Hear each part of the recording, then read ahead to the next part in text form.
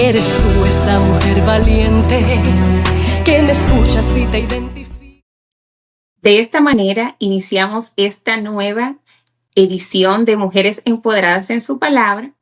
Gracias a la doctora Edmi Sandoval por acompañarnos nuevamente, porque a petición de la audiencia hubo muchas personas que tenían muchas interrogantes con el duelo, el tema que abordamos en el episodio pasado. Para esas personas que nos están viendo ahora por primera ocasión, les pido que vayan, que en la descripción de este video dejamos también el video anterior para que puedan entender acerca de qué estamos hablando y puedan también buscar esas herramientas que la doctora Edmi nos compartió anteriormente. Así que pues de esta manera vamos a iniciar de una vez, Edmi, dándote la bienvenida. ¿Cómo te sientes, Edmi? Muy bien, muy contenta de estar acá de nuevo y muy contenta también de que me invitaras a hablar de este tema que es tan importante y de que hoy nos diéramos la oportunidad de responder a la convocatoria de las personas y a las preguntas que tengan también las personas al respecto. Exactamente. Sí, realmente yo misma me asombré de la manera en que las personas se sintieron tan identificadas con el tema y pues al mismo tiempo aprovecharon la ocasión para hacernos llegar tantas interrogantes, tantas cosas que no se atreven a hablarlas de manera pública, pero que encontraron en Mujeres Empoderadas en su Palabra, específicamente en ese episodio, la manera de cómo drenar y cómo ellos entender tantas cosas que muchas veces no comprendían en este tema. Sí. Totalmente. Bueno, y qué bueno poder hoy despejar todas esas dudas y acompañar quizás también con otros tips y herramientas para las personas. Bueno, decía una de las preguntas que nos hicieron llegar, ¿cómo saber si todavía yo estoy pasando por un proceso de duelo que posiblemente fue un evento que sucedió hace años? Entiendo.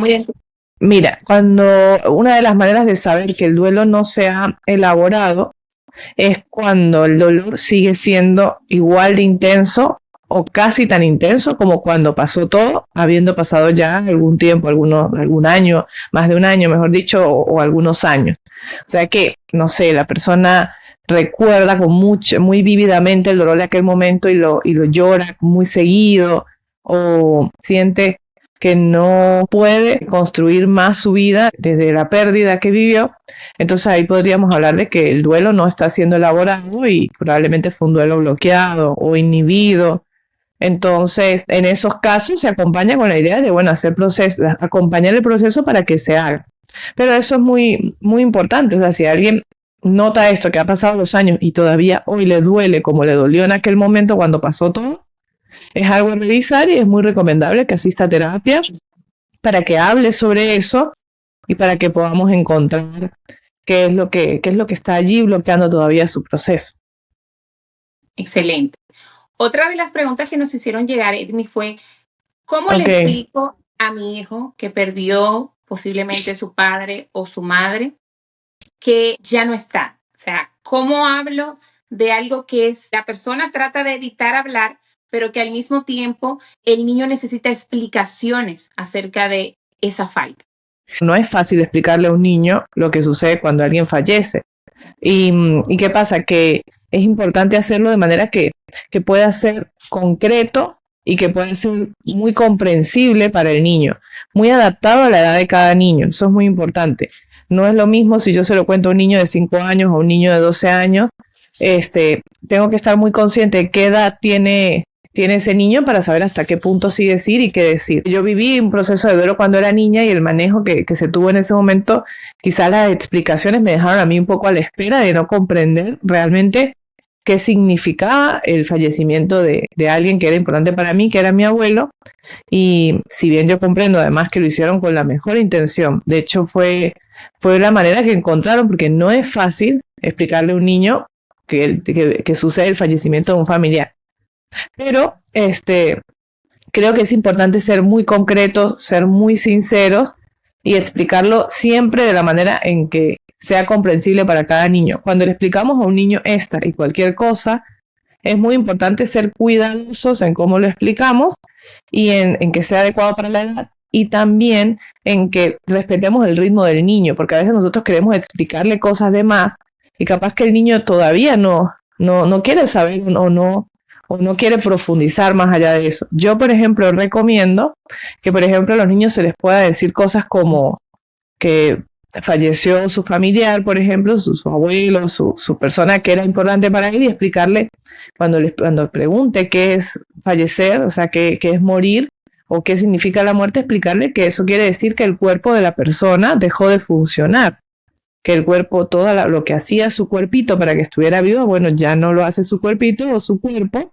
y bueno, su cuerpo dejó de funcionar, pero esa persona está en nuestros recuerdos, está en cómo nosotros pensamos en ella con mucho cariño. O sea, hablando de esto para que entienda que sí, que definitivamente dejó de funcionar. A veces los niños preguntan, ¿y lo voy a volver a ver? ¿Y dónde está mi abuelito cuando viene, por ejemplo? Y entonces explicarle, la verdad es que como su cuerpo no va a funcionar, no va a volver ahora mismo, pero sí que está adentro de tu corazón para cuando tú quieras todas las cositas que te enseñó. Por ejemplo, yo en algún momento que acompañé a un niño en un proceso, si bien yo no atiendo en clínica niños, mi área de especialidad es más adolescentes y adultos, cuando he acompañado niños más de mi familia y demás, yo muchas veces, ante su pregunta, porque también depende mucho de qué preguntan, qué curiosidad tienen, yo cuando me han preguntado, bueno, y va a volver, yo les he dicho que su cuerpito dejó de funcionar, pero que sus recuerdos y todo lo que tenemos está allí, y que qué es lo que recuerdan. ¿Te acuerdas de algo que haya pasado con, no sé, por ejemplo, tu abuelito o tu abuelita? ¿Te acuerdas de algo que te guste mucho recordar? Bueno, sí, me acuerdo de tal cosa.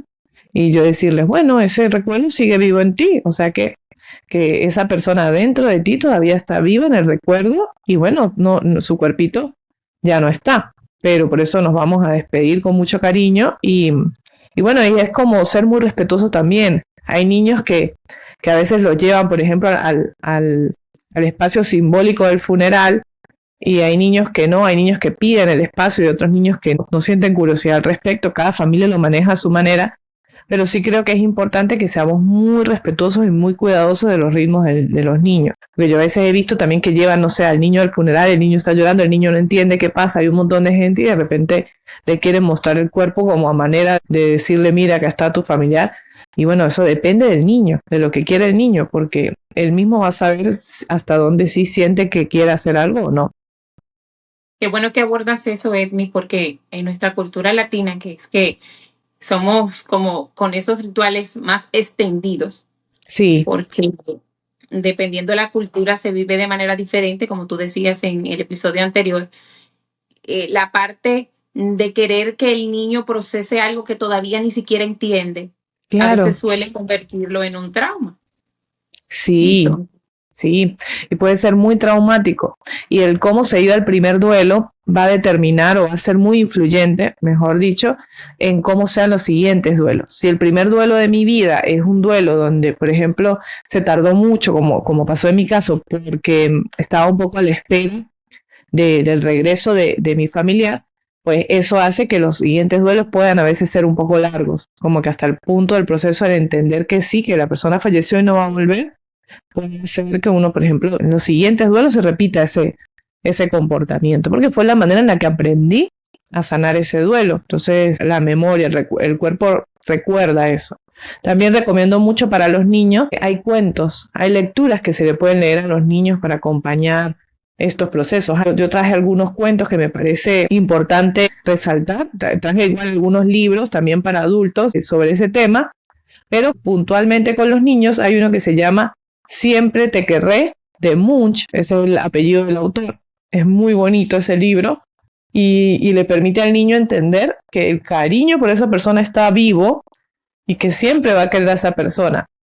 Que en ese sentido, aunque la persona no está físicamente, sí, el amor que siente por esa persona sigue existiendo. Entonces eso es como un aprendizaje muy bonito y le sirve al niño para el resto de su vida. Hay otro libro que se llama ¿Dónde está el abuelo?, de Mar Cortina. Ese es el apellido, el nombre y el apellido de la chica, y ahí le explica un poco, o sea, es como un poco una explicación al niño de dónde está el abuelo, de qué es lo que está pasando, y lo explica muy desde ese lugar. Y otro que se llama La botella, de Oliver Jefferson. Son libros muy importantes que nos pueden ayudar a acompañar al niño, como diciéndole, mira, ¿quieres que te explique? Tengo un cuento con el que podemos explicarlo y que lo leas para el niño y que surjan las preguntas que surjan. A los niños hay que dejarlos que pregunten y según lo que pregunten responderles también. Porque a veces si no nosotros queremos darle información de más, eso también es importante tenerlo en cuenta, porque con esta y todas las cosas a veces nosotros en la intención de ayudar les damos información de más que no es necesaria. Entonces, por ejemplo, a veces por el motivo de fallecimiento de alguien, entonces le empezamos a decir, no, lo que pasa es que estaba enfermo, tenía, no sé, cáncer, y entonces era cáncer en su estómago, entonces le estaba doliendo. Son cosas, o sea, no es necesario entrar en los detalles. Se le puede decir simplemente eso, el cuerpo del abuelo, el cuerpo de la abuela dejó de funcionar, pero sí está en el recuerdo, en eso que tú recuerdas de él o de ella. Maravilloso. Edmi, otra de las preguntas que nos hacían llegar es, ¿qué pasa cuando siento rabia y al mismo tiempo me irrito? O sea, estoy enojada o enojado con ese familiar que perdí. Es como si el duelo lo transformara en ira. O sea, ¿qué pasa en ese tipo de Sí, duelo? eso es muy común. Eso es lo que es una etapa normal del duelo, igual, es parte del proceso. En el duelo, Elizabeth Kubler-Ross, que es una autora que yo quiero mucho, yo admiro mucho, ella es una de las autoras más importantes acerca del duelo. Ella establece que el duelo tiene una serie de etapas. Ella establece en principio 5 etapas. La primera, que es la negación, que es cuando nosotros todavía no asimilamos la pérdida y nos negamos a asimilarlo. Es como que el dolor viene envuelto en algodones, como yo decía, como yo a veces digo, o sea, viene envuelto en algodones y ahí todavía no lo sentimos tanto. Entonces está la negación. Estas etapas es importante sí saber que no es que suceden de forma lineal, no es que la 1, la 2, la 3 suceden en ese orden. Pueden suceder en otro orden, podemos experimentar unas etapas y las otras no, eso también es posible. Y también puede ser que, no sé, una vez que hayamos atravesado algunas, volvamos a alguna de las anteriores. No quiere decir que no se está haciendo bien el duelo, es totalmente normal. Entonces la primera etapa es la negación, la segunda etapa es de ira, de ira y enojo. ¿Por qué? Porque genera mucha frustración, todo el dolor que se genera y además la tristeza y la furia son dos emociones que están muy ligadas. A veces nuestra manera de expresar la tristeza es a través de mucha rabia y mucho enojo, sobre todo con adolescentes pasa, que empiezan a sentir mucho enojo y reaccionan con mucha irritabilidad a su entorno, empiezan a pelearse en la escuela, empiezan a tener conflictos en casa. Entonces muchas veces hace parte de este proceso. Es totalmente normal que exista mucha ira, mucha rabia, porque es como una manera de ir separándose del proceso. Es totalmente normal.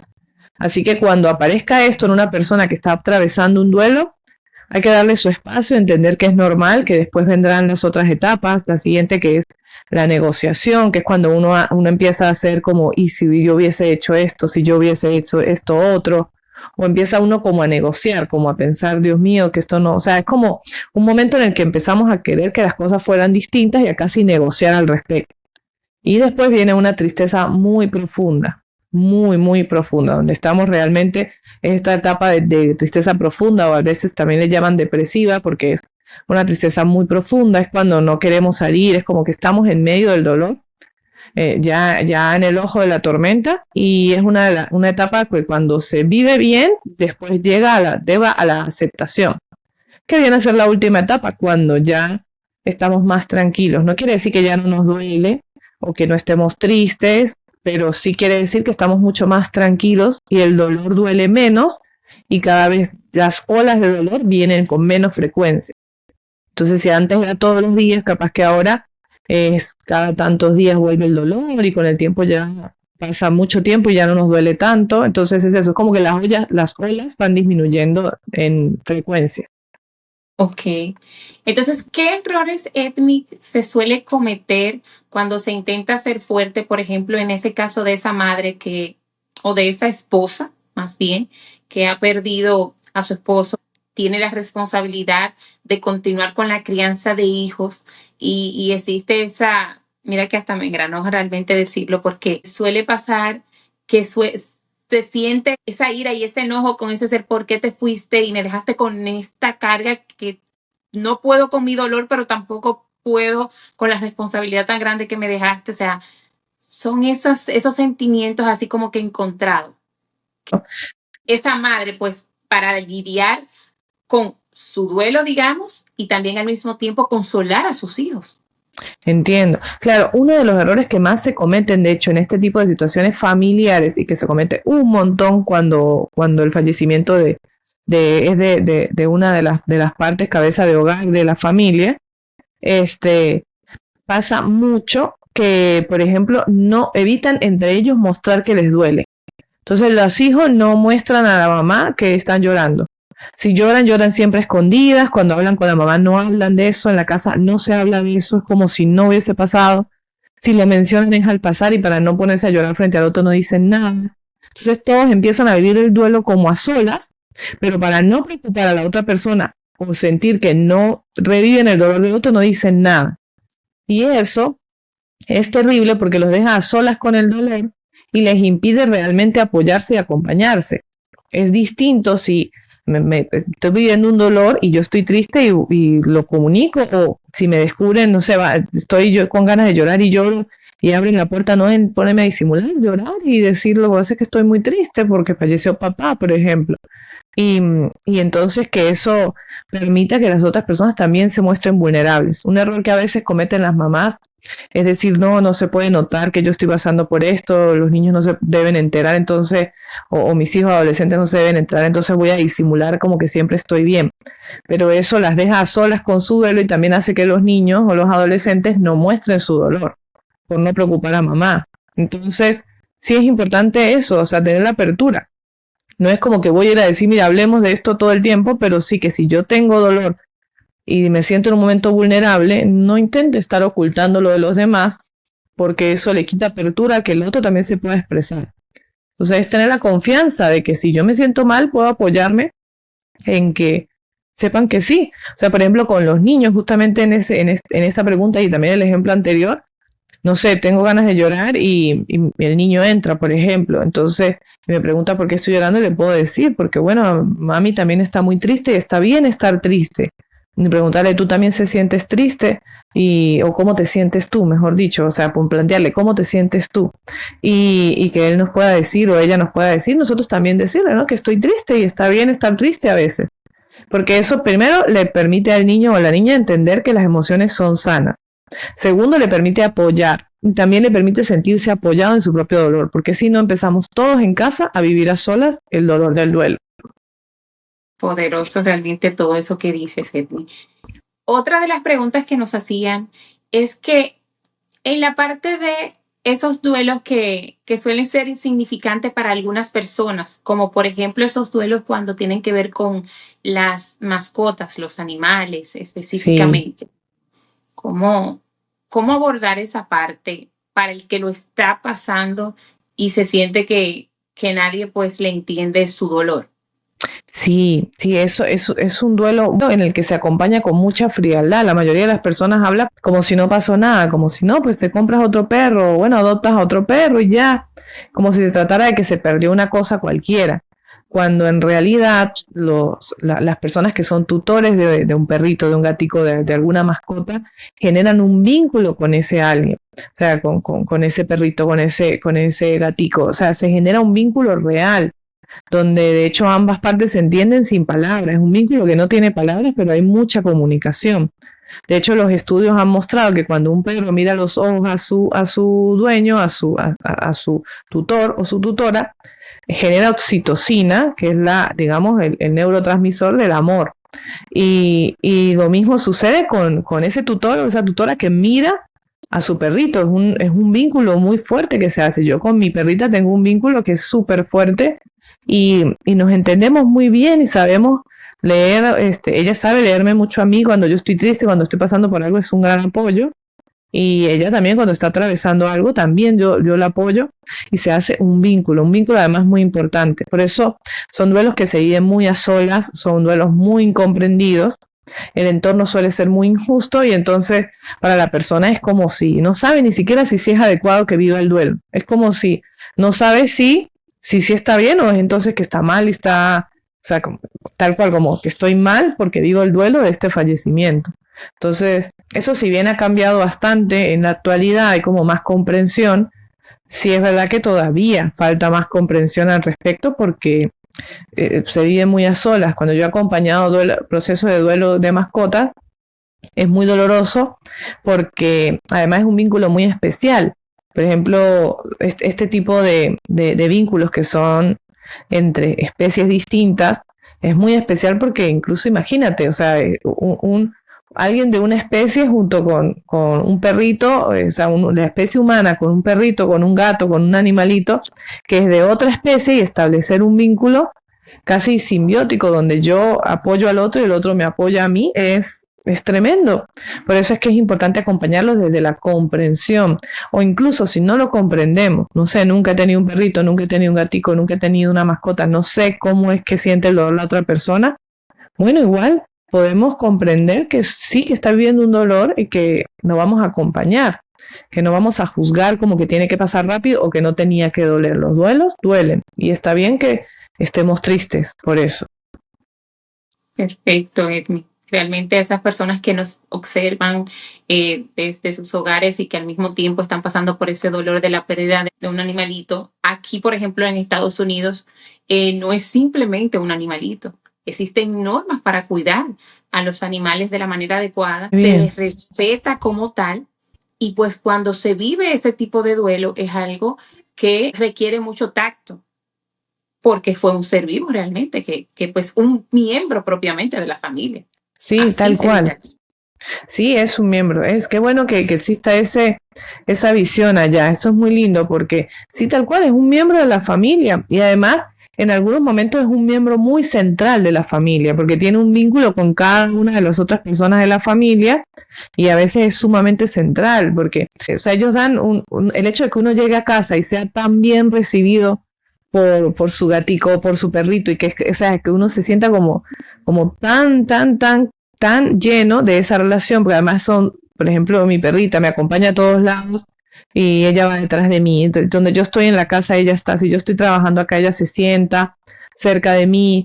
Entonces, como que siempre estoy acompañada. Cuando falta un perrito, un gatito, como pasan tanto tiempo cerca nuestro, cuando no están, se siente un vacío enorme en las casas. Y ese vacío, hasta que puede uno habitar ese vacío y sanarlo, pasa un gran tiempo, porque uno se siente así, vacío, se siente vacío.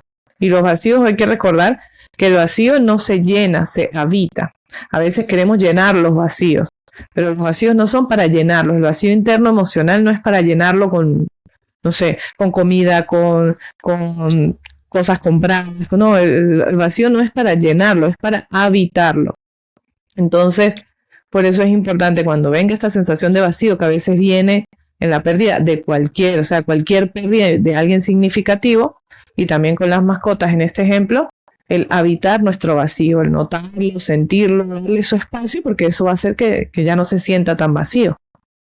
Maravilloso. Edmi, hay tanto tabú en la parte de las terapias, de la psicología como tal. Hablábamos detrás de cámara que cuando se tiende a ir a un especialista, por lo menos en nuestra cultura, a un especialista de la salud, tú me decías de manera jocosa que a veces se tiende Sí. a etiquetar. Dime un poquito acerca de eso.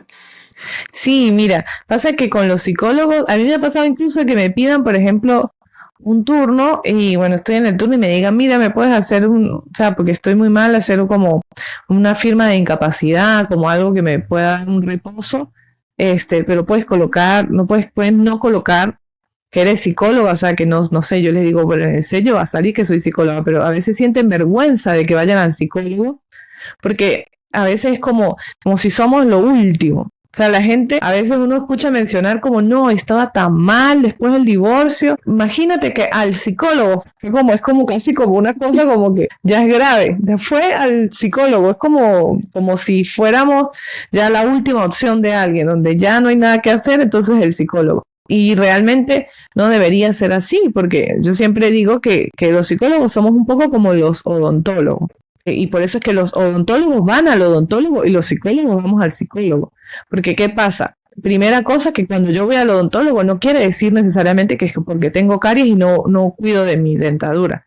Significa que yo voy al odontólogo para que revise, aun cuando yo todos los días me cepillo los dientes y tengo buena higiene, quiere decir que hay lugares a los que yo no puedo llegar y hay cosas que yo no puedo ver con mis propias capacidades, y alguien que va a estar desde afuera con las herramientas adecuadas puede intervenir mucho mejor, porque eso está desde afuera, va a ver lo que yo no veo y va a llegar a donde yo no llego. Y es lo mismo con la psicología, es estar frente a alguien que tiene ciertas herramientas, como en el caso de la psicología cognitivo-conductual, herramientas cognitivo-conductuales para orientarme, y va a ver lo que yo no estoy pudiendo ver, porque directamente porque está en otra posición, está fuera de mí. Entonces es importante esto, es importante como darnos la oportunidad de cuidar de nuestra salud mental, así como cuidamos, por ejemplo, de nuestra salud dental o el resto de nuestra salud física, cuidar de nuestra salud mental. Yo siempre digo que cuando alguien va al psicólogo no significa que es que está mal psicológicamente, por el contrario, significa que cuida su salud mental, que hace algo por cuidar de sí mismo. Entonces, lejos de avergonzarnos, debería hacernos sentir orgullosos si nosotros asistimos a terapia y nos dejamos apoyar y acompañar. Y no significa que es que entonces yo no puedo con mis capacidades, no es yo no quiero ir al psicólogo porque yo sé que puedo, no, es a todos podemos aceptar apoyo y ayuda para poder superar aquellas cosas que nos afectan en el día a día, porque la vida deja residuos. Haciendo el ejemplo ahorita del odontólogo, yo me puedo cepillar los dientes todos los días, tener todos los cuidados, pero lo que como deja residuos y hay efectos residuales. Y es lo mismo con la vida. La vida también nos deja efectos residuales de procesos que si son acompañados es mejor. Maravilloso, totalmente, Edmi, y qué bueno que lo aclares y lo pongas desde este punto de vista para que las personas entiendan que así como decimos, oh, yo tengo mi coach, yo tengo mi mentor, que también la parte de la psicología, o sea, una herramienta que Dios nos dejó, que Dios nos da la oportunidad de que tengamos a ustedes como especialistas en la salud, que a su vez también necesitan de otros especialistas, porque Sí, como totalmente. humanos vamos a tener fluctuaciones. Y pues la salud mental, en este mundo que va tan rápido, que hay tantos cambios, bueno, pues muchas veces necesita sus ajustes. Y qué tal que podamos compartir con ese profesional que desde un punto de Sí, vista tanto científico como también profesional me pueda abordar, me pueda ayudar a sobrellevar esas situaciones. Me gusta excelente. mucho cómo lo abordas y cómo lo explicas. Qué bueno, Continuando qué bueno. entonces con esas preguntas que la audiencia nos hace llegar, también se hablaba, bueno, y nos preguntaban, ¿qué hay de ese duelo que se vive cuando hay un divorcio en la familia? Mira, ese también es un duelo muy importante. El duelo de ruptura de parejas es muy importante porque aparte es muy doloroso, realmente muy doloroso. Duele hasta en el cuerpo. O sea, las personas que han experimentado alguna ruptura de pareja con alguien que amaban o que era muy importante, duele en el cuerpo. Por eso es que a veces también se siente hasta un dolor en el pecho, porque los músculos del pecho se tensan un montón. O sea, se siente un dolor, un nudo en la garganta. Es terrible, el dolor es terrible. Y es otro de esos duelos que también a veces son muy incomprendidos, porque es como que empiezan a existir un montón de juicios de valor con la persona que lo vive al duelo, que es como también, como si no le tiene que doler porque, no sé, porque se acabó la relación, entonces, bueno, ya, amiga, sal, o sea, no le prestes Un clavo atención, saca otro clavo, tal como cual, decimos. un clavo saca otro clavo, es como que no nos damos el tiempo de realmente procesar la pérdida ante algo que es sumamente difícil y que implica el adaptarse a un mundo donde yo que tenía este vínculo, bueno, se rompió. Y además porque uno no duela solamente a la persona, como persona, sino duele los proyectos que hizo con la persona, uno duela lo que proyecta. O sea, no solamente si yo salía con alguien, no solamente duelo a que la persona se fue, sino que yo duelo todo lo que yo había construido en mi mente que podía pasar con respecto a eso, todo lo que proyecté, todo lo que imaginé, duelo todo lo que viví con esa persona, y también termina siendo un duelo en el que el proceso necesita muchas veces el acompañamiento de las amistades, necesita que realmente sea abordado en conjunto, porque se vive también muy a solas. Es otro de esos duelos que se vive muy a solas.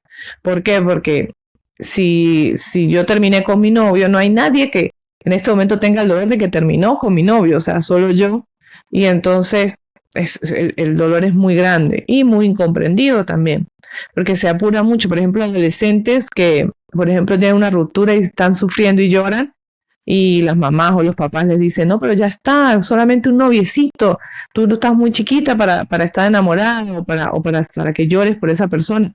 O también se dice a veces, no se merece tus lágrimas, no tienes que llorar. Es que no se trata de que la otra persona merezca las lágrimas o no. Se trata de que uno merece sanar su dolor, y las lágrimas son un analgésico natural. El llorar es un analgésico natural, eso hay que tenerlo en cuenta. Es el analgésico emocional por excelencia. Así como si nos duele la cabeza, nos tomamos, no sé, un paracetamol o nos tomamos algo, bueno, es un analgésico porque alivia el dolor. Bueno, cuando tenemos dolor emocional, el analgésico natural es el llorar o el permitirnos estar tristes, pero sobre todo llorar. Y entonces a veces no dejamos que la gente sane su dolor con la analgesia natural y queremos forzar que sea rápido y es muy incomprendido. Perfecto. Y cuando esa ruptura de pareja surge por una infidelidad, que es muy común en nuestra sociedad, Sí, que mucho. existe esa baja de autoestima, ¿cómo lidiar con eso? Mira, ahí es todo un proceso.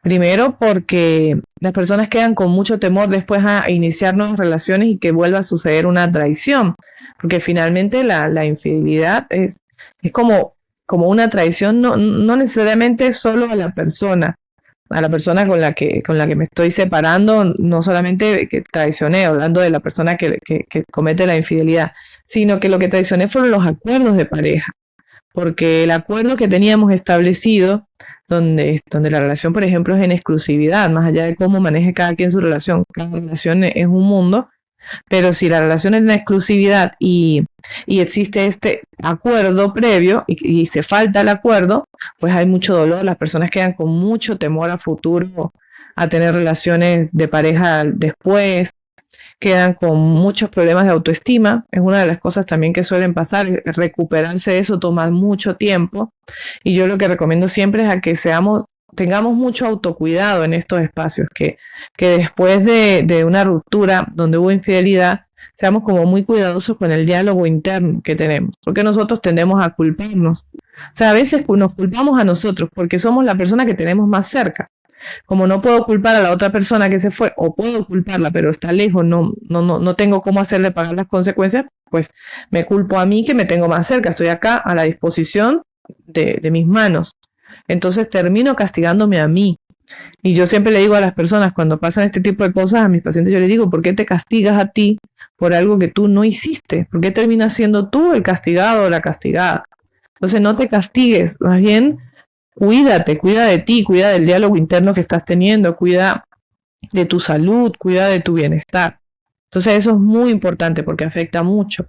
Igual que también a otro duelo que tiene que ver con la ruptura de parejas es cuando uno se va de la relación, uno termina la relación, pero uno termina la relación amando a la otra persona. O sea, uno ama a la otra persona, pero entiende, por ejemplo, que la relación no está siendo sana y decide irse. Y este tipo de rupturas es muy dolorosa porque uno realmente no quiere irse, pero se va por protección. Es muy valiente, un paso súper valiente y doloroso también. Yo a veces le digo a los pacientes que es como irse, o sea, irse amando es un acto de valentía y es un acto de amor propio enorme. Y también pasa cuando nos alejamos de alguien amando, es como sobre todo cuando son relaciones, por ejemplo, donde hay dependencia emocional. Yo les digo a las pacientes que a veces es como cuando uno deja una adicción a la sustancia, pero cuando hay dependencia emocional se parece mucho a las adicciones, una adicción sin sustancia. Y cuando nos alejamos de una relación donde había dependencia emocional y nos vamos queriendo no irnos, es como nuestro cuerpo nos va a pedir un poco más, una dosis más. Y nosotros vamos a tener que entender que no es que tenemos que dejar de sentir para irnos, porque a veces pasa eso. Mis pacientes llegan a consulta diciéndome, mira, lo que pasa es que yo siento que mi pareja ya no está funcionando y yo quiero ya no sentir enamoramiento. Yo quiero ya no sentir amor para poder irme. Entonces yo les digo que eso sería como si a una persona que es alcohólica, por ejemplo, una persona que es alcohólica me dijera, mira, lo que pasa es que yo quiero dejar el alcohol, pero quiero primero que se me quiten las ganas de tomar alcohol. O sea, necesito que se me quiten para yo dejarlo. Entonces, no funciona así. Cuando alguien deja una relación de dependencia, sea con una sustancia o sea con una persona, tiene que irse aún queriéndose, aún cuando su cuerpo se lo pide, tiene que alejarse para que así haga el duelo y deje de querer. Pero mientras siga, no sé, el contacto o siga la relación, es mucho más difícil alejarse. Entonces es uno de los duelos también de ruptura más difíciles, cuando nos vamos queriendo quedarnos, y cuando se hace por amor propio es hermoso, es un acto muy valiente y cambia la vida, porque allí sí uno no queda tan apaleada la autoestima, porque uno sabe que uno hizo lo correcto para uno. Claro que sí. Edmi, otro de los duelos que prácticamente no se toca, pero que existen, es ese del que tú eres justamente una máster, y es en el duelo migratorio. Compártele a Sí, la audiencia acerca de ese tipo de duelo, por favor. pues mira, el duelo migratorio es un duelo muy particular, porque el duelo migratorio implica 7 duelos, no es solamente un duelo. Joseba Anzoátegui, que es un autor muy importante del duelo migratorio, es quien más escribe sobre el duelo migratorio. Él habla de los 7 duelos del duelo migratorio. ¿Por qué? Porque, fíjate, pocos eventos de la vida cambian tanto, tanto, tanto la vida de una persona como la migración. Porque en la migración tú cambias el suelo donde vivías, el entorno que tenías alrededor, la comida que comías, el idioma a veces que se hablaba, o el lenguaje que se hablaba. Así se habla español, se habla de una manera distinta, el paisaje que te acompañaba. O sea, el duelo, las condiciones que habían en tu país con respecto a la seguridad que sentías. O sea, todas las cosas que conformaban mi vida hasta este momento, al migrar, cambian. Es otro entorno, es otro aire, es otra gente, es otra comida. Entonces, pocas cosas implican tanto cambio. Si, por ejemplo, fallece un familiar, yo ahora voy a habitar un mundo donde ese familiar no está, pero yo sigo pisando el suelo que pisaba. Yo sigo teniendo el paisaje que tenía. Yo sigo conociendo a las personas que conocía. Entonces todo eso cambió, pero todo eso otro me es conocido. Cuando migramos, entramos a un mundo totalmente desconocido. Entonces es eso que te digo, pocas cosas son tan, tan, tan transformadoras también, y tan transformadas del mundo, como cuando nosotros migramos. Así que el duelo migratorio, por eso es también muy, muy especial de acompañar. Por eso a mí me gusta mucho acompañarlo, porque es un proceso que requiere que nosotros, es como entendamos que nosotros somos árboles que caminan. Nosotros somos árboles que caminan. Nosotros no somos árboles solo que estamos cerrados en un lugar. Si no queremos, podemos caminar hacia otro lugar, pero eso no quiere decir que yo perdí las raíces de donde estaba. Tú sabes que en el Amazonas hay árboles que caminan, y no árboles que caminan en el sentido quizás como nosotros propiamente dicho, sino son árboles que ellos se van movilizando, entonces van sacando nuevas raíces, se empiezan a enterrar nuevas raíces en tierra un poquito más adelante, por ejemplo, y empiezan a levantar un poquito las raíces que tienen atrás, pero quedan con un poquito de raíces de donde estaban y un poquito de raíces donde ahora es donde se están colocando, y empiezan así a moverse. Son árboles que caminan. Nosotros somos también como esos árboles.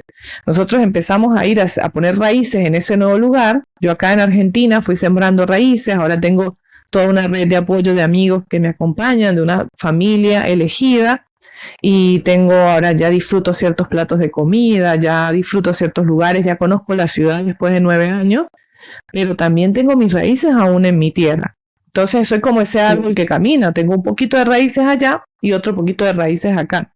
Y eso es importante entenderlo, por eso es esa sensación muy normal de que cuando migramos nos sintamos como que no somos de aquí, pero tampoco somos de allá. Es como ya nosotros no somos de allá como antes, y ya tampoco somos del todo de acá.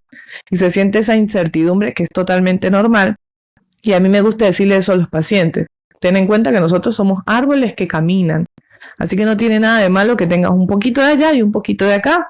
Uno puede querer también a ambos países en el que estuvo, y en el de origen y en el nuevo que habita. Entonces eso es importante también, porque el duelo migratorio muchas veces, cuando no es bien elaborado, puede traer algo que se llama el síndrome de Ulises.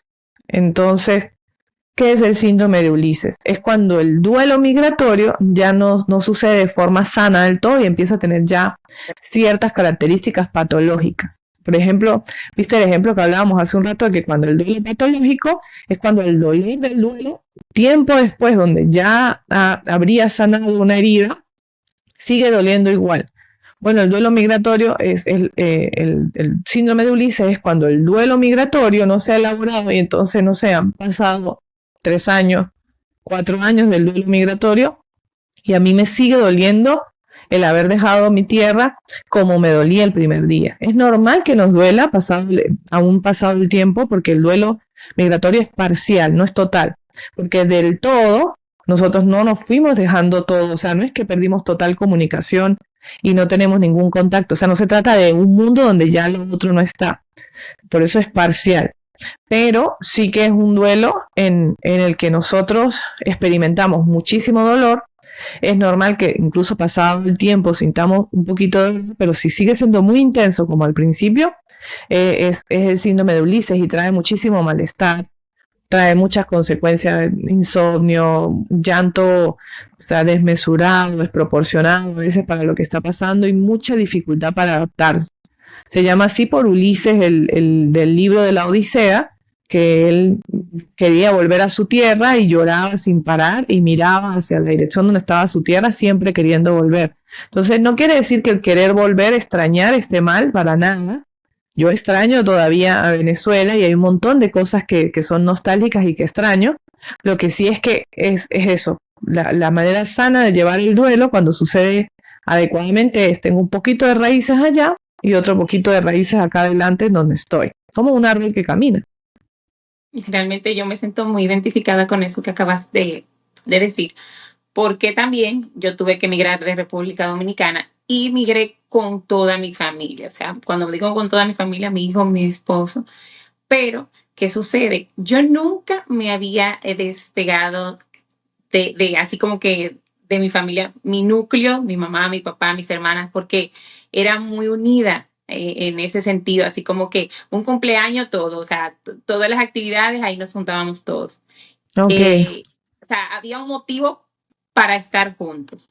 Tenía una relación familiar muy centrada. Entonces, en ese caso, para las personas que, por ejemplo, pueden estar pasando esa situación de que aún está ese duelo que posiblemente no sabemos reconocer propiamente como un duelo, pero que quizás le decimos, bueno, es simplemente que extraño ese tiempo, ese momento que podía convivir, pero ¿cómo hacer para, sin dejar de extrañar a ellos, continuar una vida? Creo que sí, creo que se trata de entender que es normal extrañar, que es parte del proceso y es sano. Eso quiere decir que tenemos la fortuna de tener un entorno social y una red de apoyo allí donde vivimos y donde es nuestro país de origen, pero también darnos el permiso de ser recibidos y recibir a la nueva tierra que habitamos.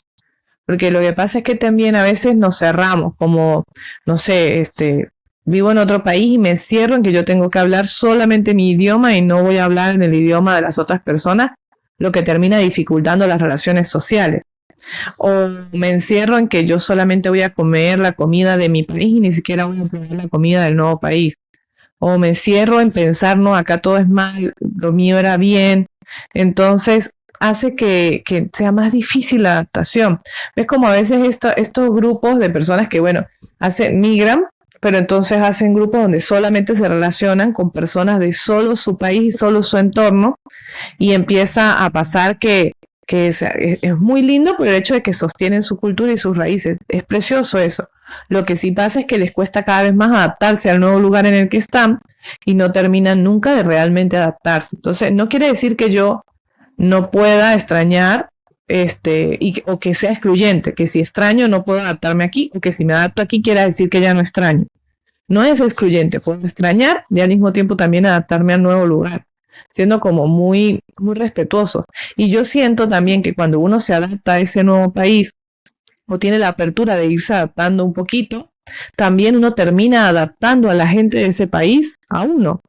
Aquí en Argentina, por ejemplo, hoy por hoy ya pasa que un plato típico que creo que en República Dominicana también nosotros le decimos tequeños, que es como queso envuelto en harina, muy rico, frito, es riquísimo, y acá lo aman. Acá ahora hay en el cine, en todos lados hay tequeños. O sea, nosotros aceptando la cultura argentina y recibiéndola con amor, fuimos logrando que también los argentinos hoy por hoy tengan respeto por muchas comidas de nuestro país y que les gusten más cosas de nuestro país y viceversa.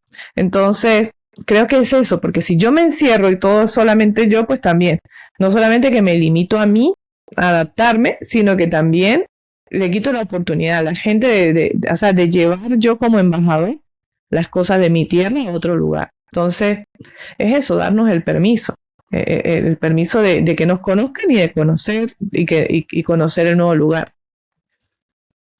Maravilloso, mi gracias por todo ese aporte. La pandemia no solamente trajo, digamos, esos duelos incomprensibles, porque fue como un duelo colectivo a ese duelo de esa pérdida de ese familiar, ese duelo a mi forma habitual de vivir la vida en la fisicalidad, nos hizo Sí, embarcarnos a todo en un mundo donde estábamos totalmente lejos de aquellos que literalmente estaban cerca. O sea, podía una persona pasar meses sin ver a su vecino de la puerta de al lado, posiblemente, por miedo a contagiarse. Entonces, otro de los duelos que se vive y que se vivió en ese momento de la pandemia fue el duelo laboral. Vamos a hablar un poquito de eso, de cómo vivir ese proceso cuando existe ese despido o que yo propiamente renuncio a ese trabajo. muy buena pregunta porque es otro de los duelos del que tampoco se habla.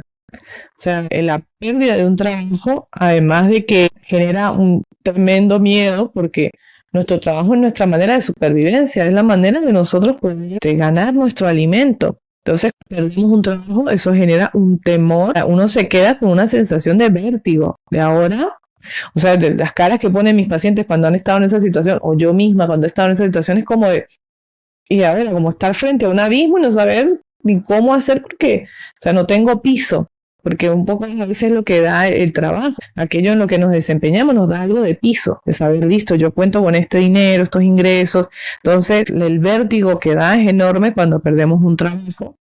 Y lo que sí es importante también es que entendamos que es totalmente un duelo y que es importante comprender a las personas cuando pierden un trabajo o cuando renuncian a un trabajo, que va a haber un proceso de duelo y hay que darles el tiempo también. Porque lo que pasa también con este tipo de cosas es que a veces es como, bueno, alguien pierde un trabajo y está triste por eso y empezamos como este recurso de no, pero ya vas a conseguir otro, pero no, no llores por ese trabajo, pero de todos modos no te gustaba, no entiendo por qué, entonces ahora estás llorando y te quejas de tu trabajo. Pero es que es difícil, no, no es algo fácil de sobrellevar y requiere también eso, que seamos muy abiertos a comprender que para la otra persona representa una pérdida y una pérdida que además da muchísimo temor. Yo cuando he acompañado este tipo de procesos da mucho miedo porque de verdad los pacientes a veces se llegan a imaginar, y yo misma a mí también me ha pasado, de imaginarme ahora, sobre todo cuando somos migrantes. Nosotros los migrantes es terrible porque en mi país yo tengo mi familia, tengo mi casa, sé dónde puedo contar, sé que si no me puedo quedar aquí me puedo quedar en otro lado, pero en otro país es como pierdes tu trabajo y puedes llegar a perder la posibilidad de pagar el alquiler de la casa donde vives, de siquiera que te alcance para comer. Y aún más es peor cuando eso sucede y tenemos hijos. El vértigo es mucho peor, porque ahora no hablo solo de mi bienestar y mi alimentación y mi techo, estoy hablando de que esto que está pasándome a mí puede afectar al resto de mi familia. Y que también es muy incomprendido, porque a veces, por ejemplo, cuando se trata de despidos, las personas tienden a culpar a la persona que fue despedida.